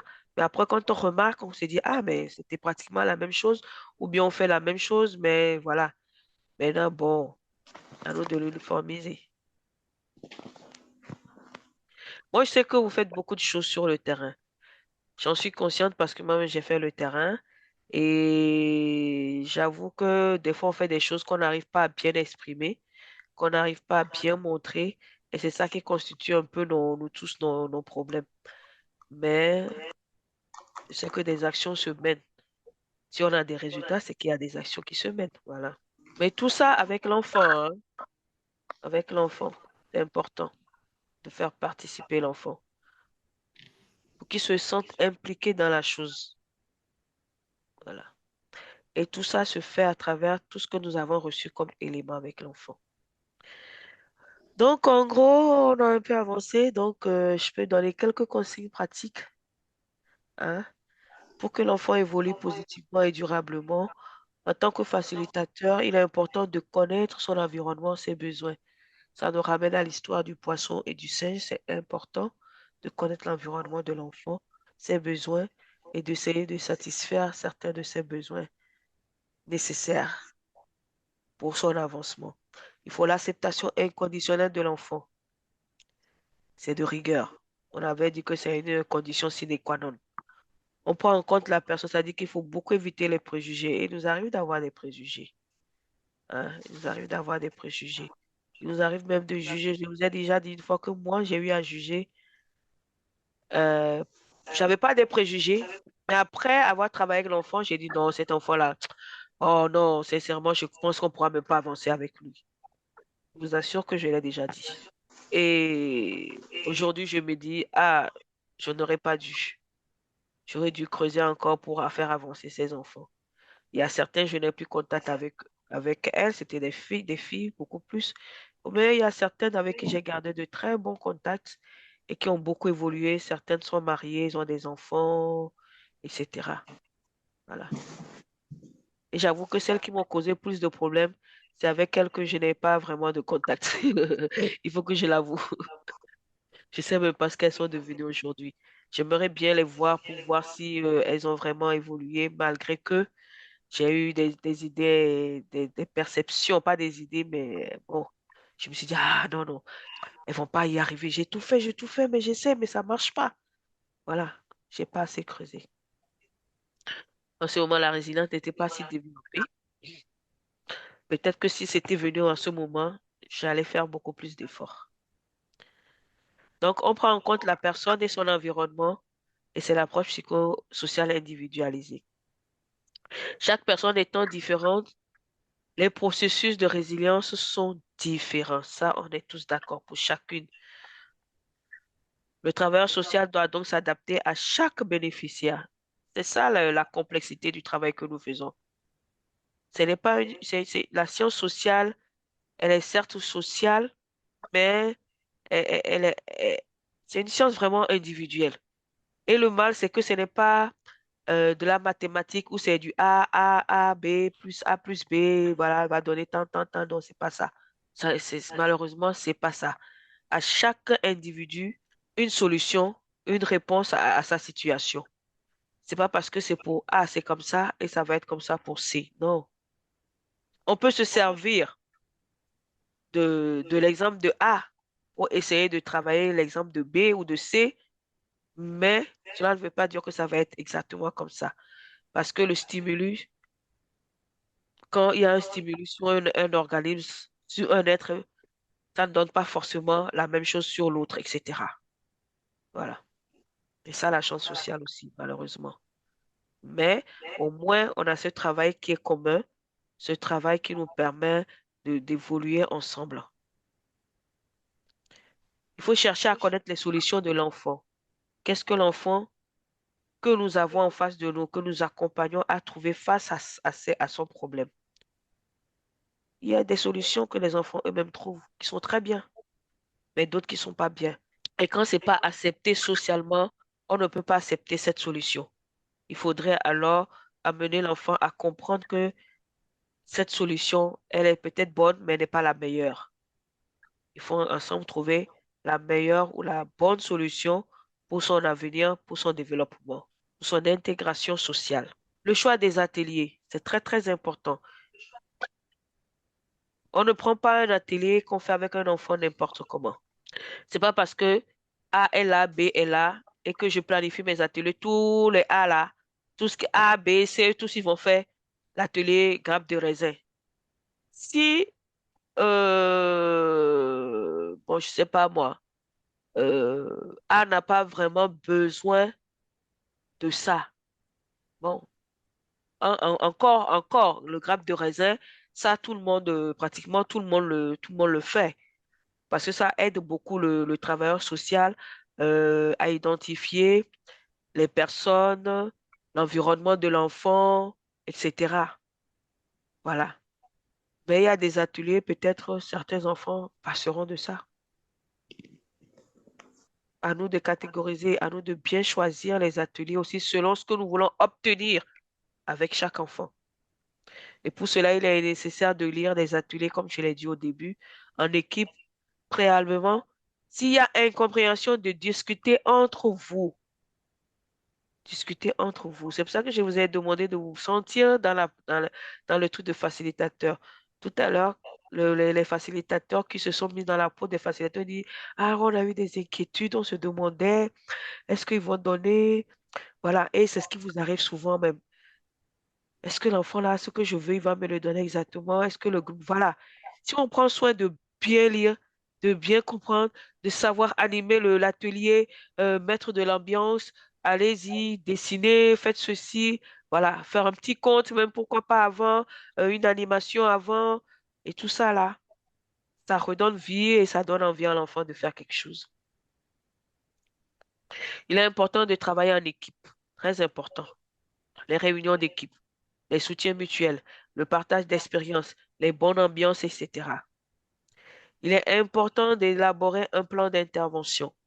Sinon, vous allez naviguer à vue. C'est comme ça qu'on dit, hein. Vous allez naviguer comme ça.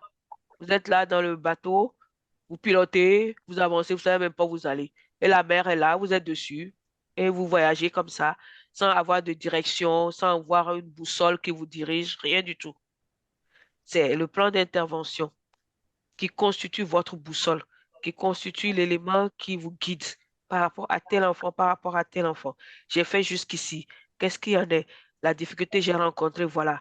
Ah, maintenant par rapport à cette difficulté, quelle action je peux encore mener? Bon, on en parle en équipe, on en discute. Voilà, moi j'ai prévu telle chose. Ah, mais tu as prévu telle chose pour tel enfant?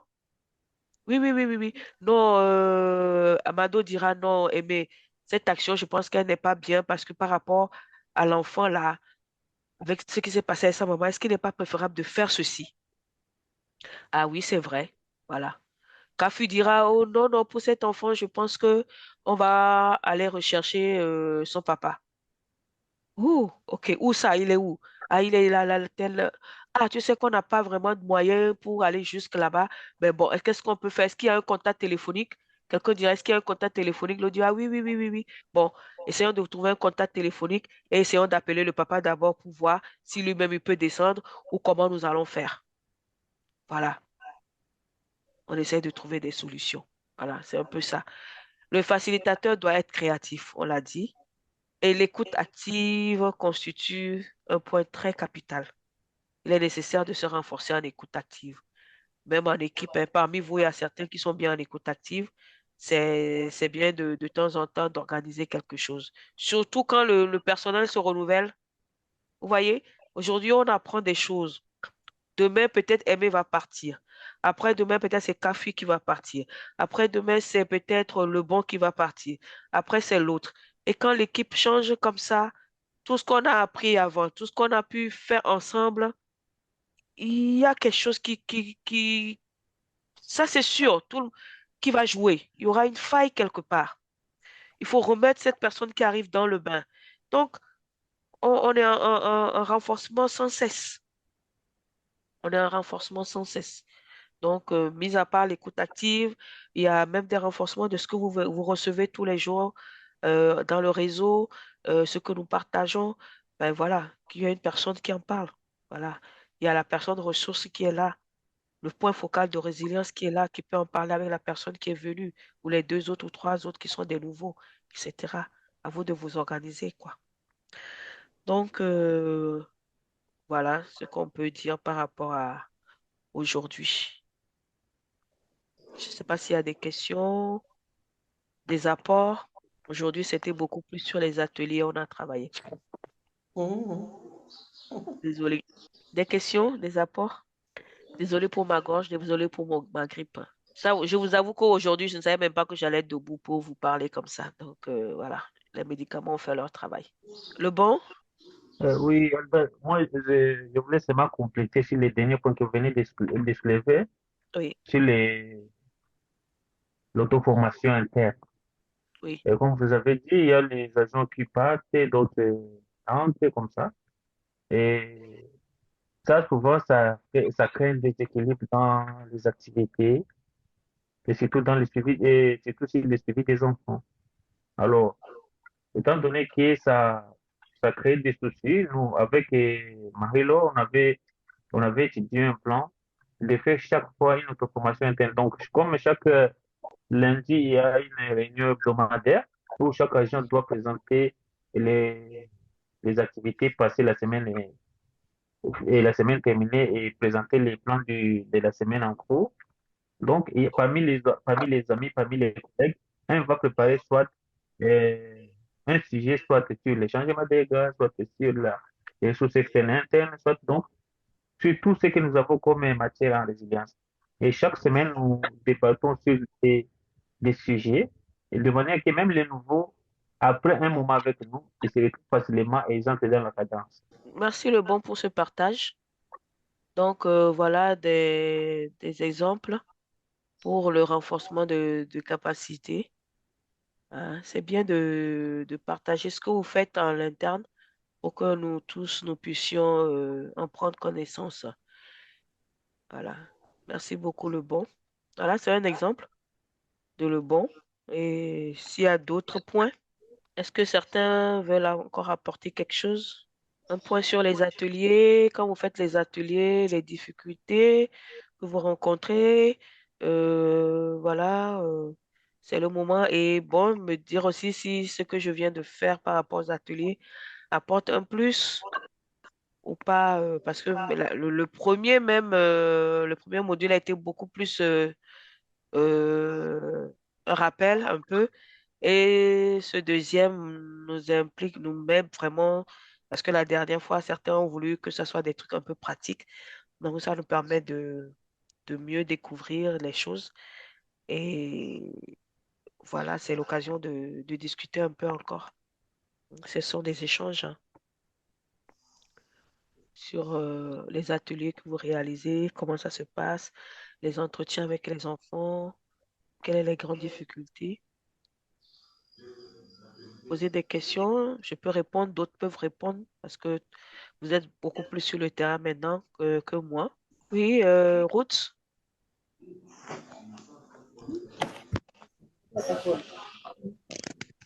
Oui, merci. Je voulais savoir par rapport à ces canevas pour le plan d'intervention.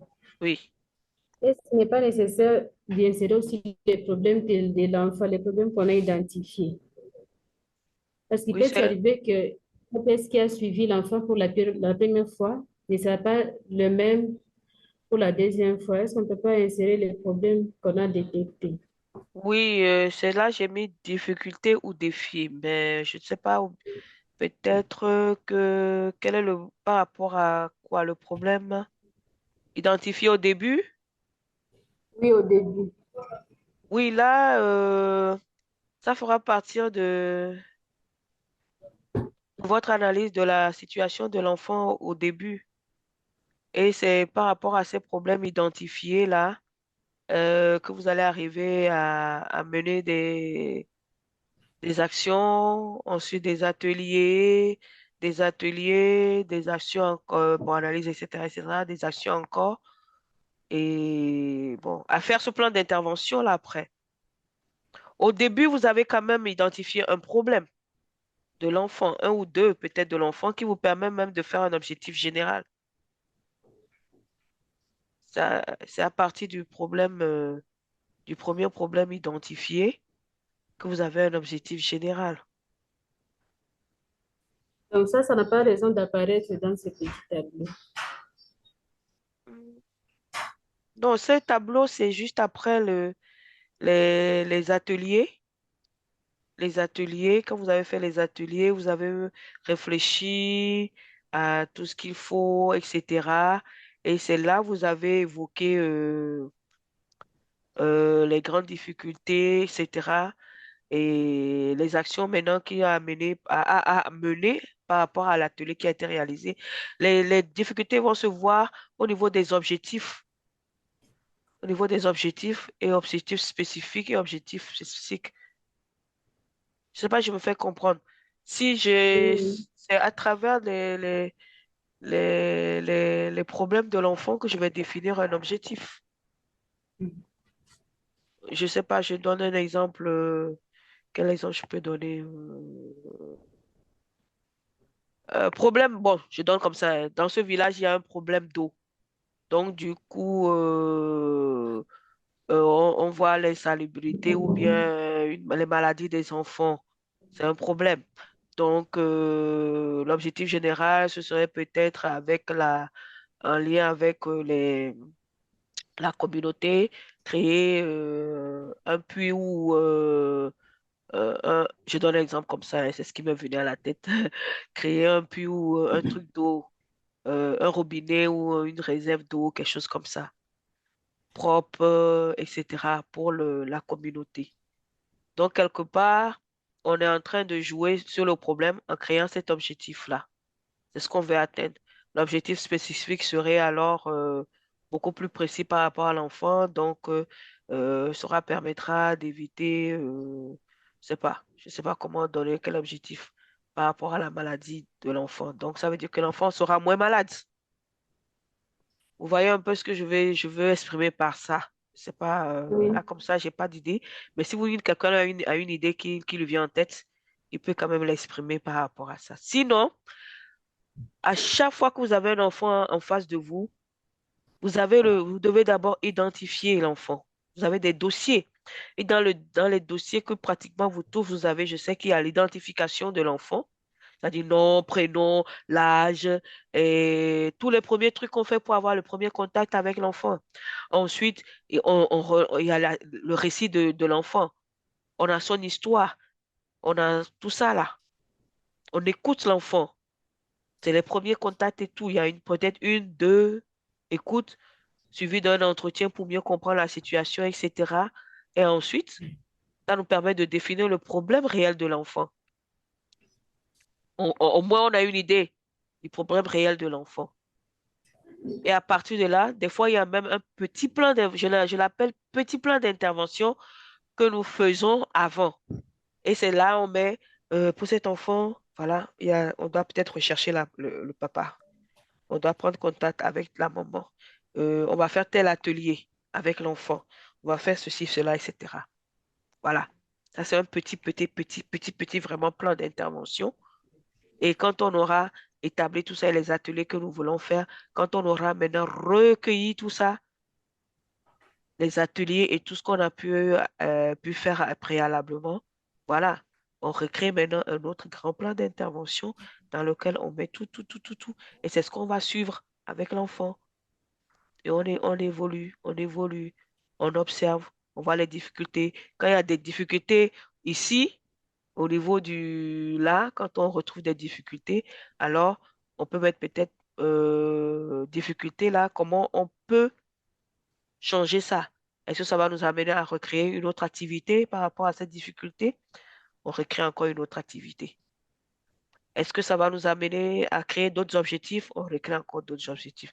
C'est ça, je dis, c'est un processus et c'est un plan d'intervention qui est en perpétuel changement. Je disais que, ouais, c'est ce que j'ai mis la phrase là, que vraiment, on évolue quoi. On évolue chaque fois, on prend en compte les forces et les faiblesses de l'enfant également. C'est Bon, bon? merci.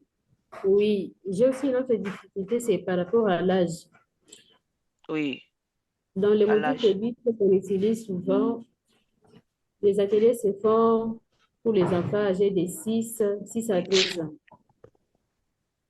Oui, c'est Maintenant, vrai. quand on est en face des enfants, des adolescents de 13 à 17 ans, par exemple, Oui. il y a des fois quand on fait des ateliers, les jeunes là, ils ne se sentent pas à l'aise que quand on fait des entretiens individuels.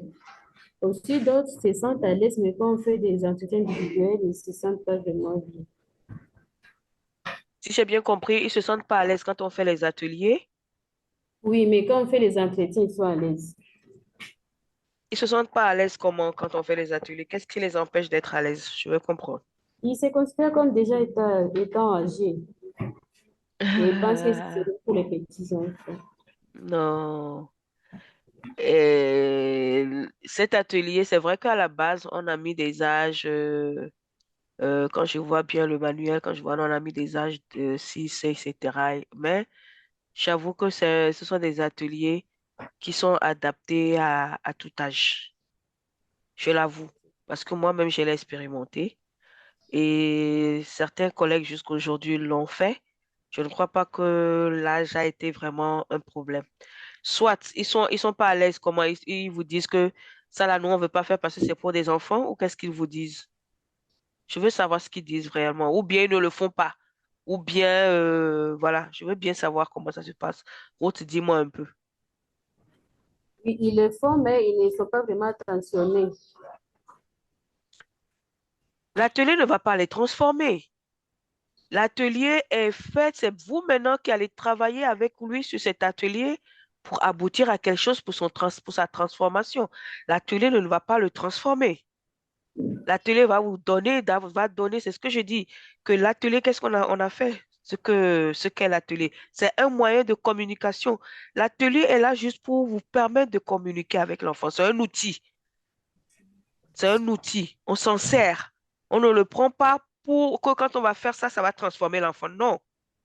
Cette transformation de l'enfant ne viendra que lorsque nous allons exploiter l'atelier qu'il a fait, nous allons analyser l'atelier qu'il a fait et nous allons le mettre en plan d'action, en plan d'intervention, en plan opérationnel, je ne sais pas quel est le mot qui vous sied le plus, pour que cela puisse se faire. Tant que vous ne transformez pas les données que l'enfant a apportées, je voulais dire à donner, ça va être, comment on appelle, à apporter. Vous ne transformez pas ça en action, en objectif, en action pour agir sur l'évolution de l'enfant. On n'aura rien fait, hein? L'atelier ne transforme pas. L'atelier est un outil, est un moyen pour recueillir des données, pour permettre à l'enfant de s'exprimer. On est d'accord? Oui, oui. Si je fais un atelier, je dis l'atelier est fait, l'enfant est là-bas. Je n'ai rien fait, hein. Le seul atelier ne va pas transformer l'enfant. Est-ce que d'autres ont des soucis par rapport à l'âge? Parce qu'on a mis des âges sur l'atelier. On avait mis, mais là, aujourd'hui, on n'en met plus. Je pense que certains ateliers qu'on a transformés, ou on a refait, je crois qu'on n'a plus mis l'âge. Même si on met l'âge, je pense qu'on l'a quand même expérimenté. Est-ce que certains ont des problèmes par rapport à ça? Je l'ai fait avec vous aujourd'hui, des adultes. Vous avez eu des difficultés? Ou bien ça vous a semblé comme un jouet, un jeu? Même si c'est un jeu pour l'enfant, qu'il le fasse. Justement, nous voulons que ce soit quelque chose d'agréable à faire et qu'il puisse facilement le faire et que nous, on puisse avoir le résultat que nous cherchons. C'est ce qui est important. J'ai fait des ateliers avec des adolescents qui m'ont qui m'ont fait ça vraiment très bien et j'ai eu le résultat que je cherchais. Moi-même, je les ai faits. On m'a fait faire ces ateliers-là pour que moi-même je ressente. C'est pour ça que j'ai voulu que vous-même vous le fassiez également, comme je l'ai fait, pour que je ressente les choses. Et j'avoue que ça m'a permis d'intérioriser et d'extérioriser plutôt des choses et de me poser encore des questions quand j'ai fait le grappe de raisin là.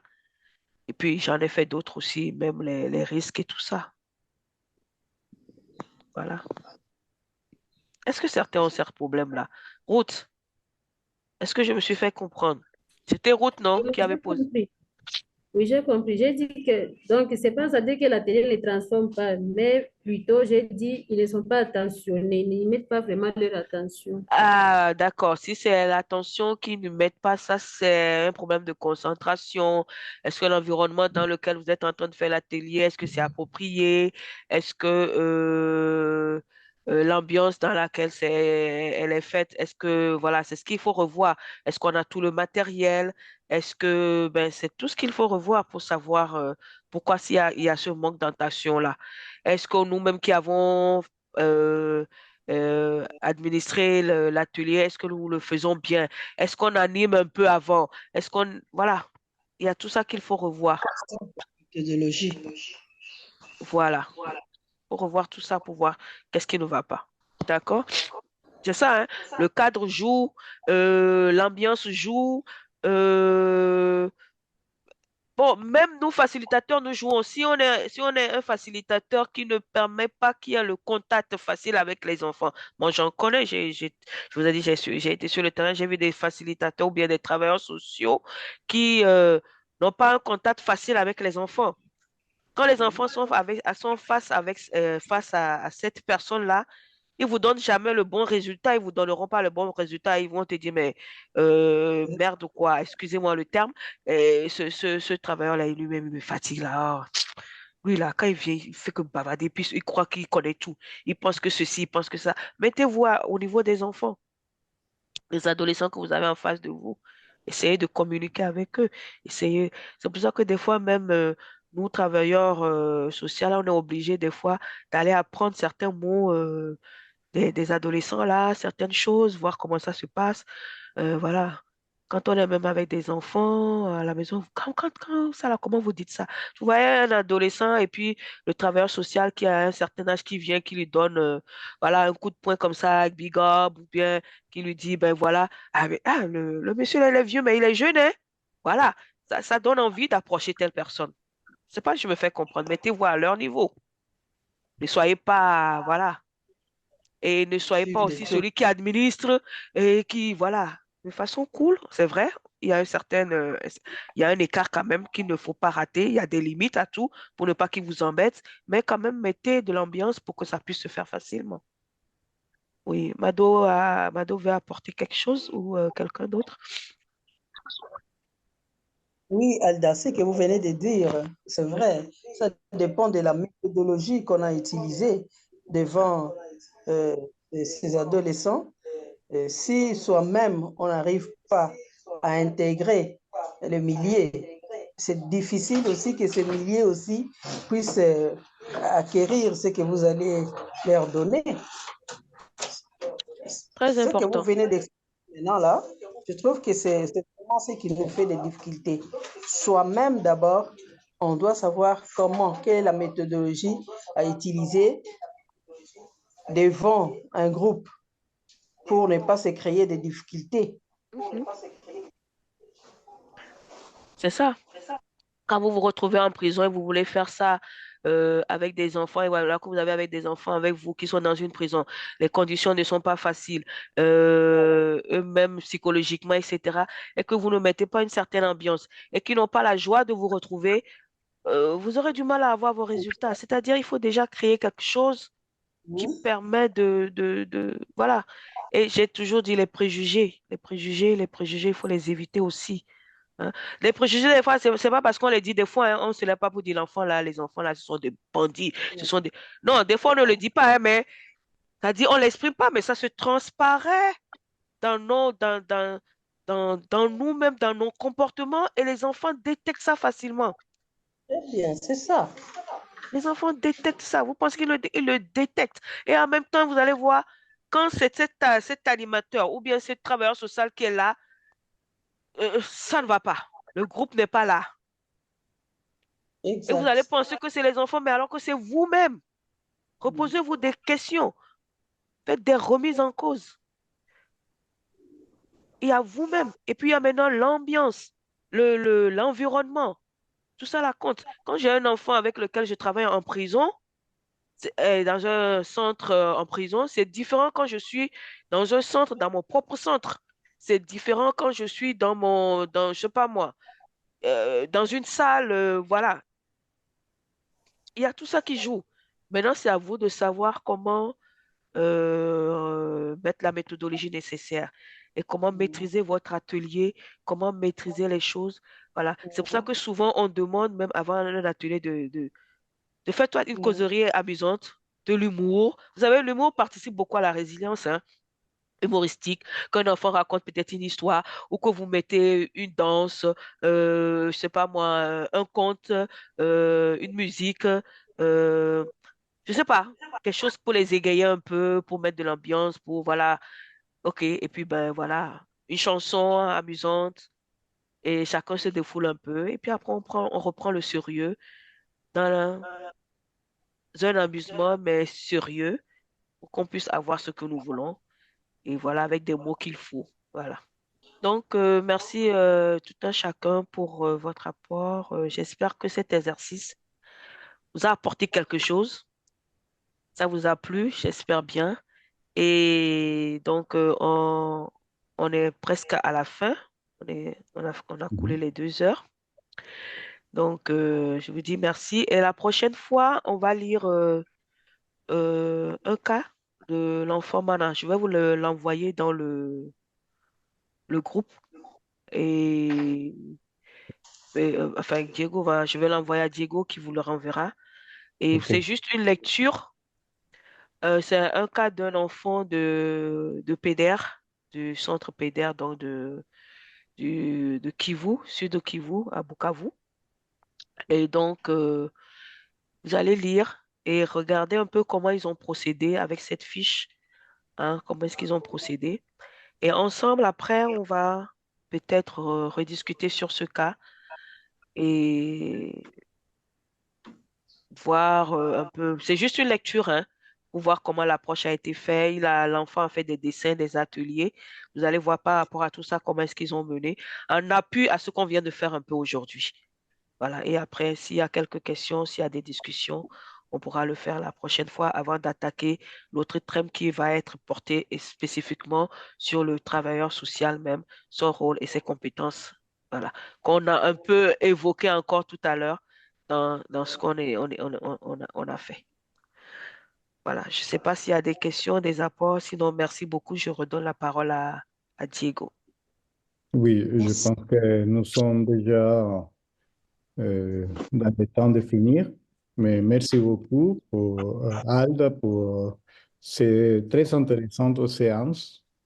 Je pense que l'esprit de l'atelier nous donne une porte, une fenêtre pour découvrir le monde intérieur de l'enfant. C'est ça. Et voilà, c'est un monde immense que nous devons bien administrer dans le sens de savoir qu'est-ce que nous pouvons faire.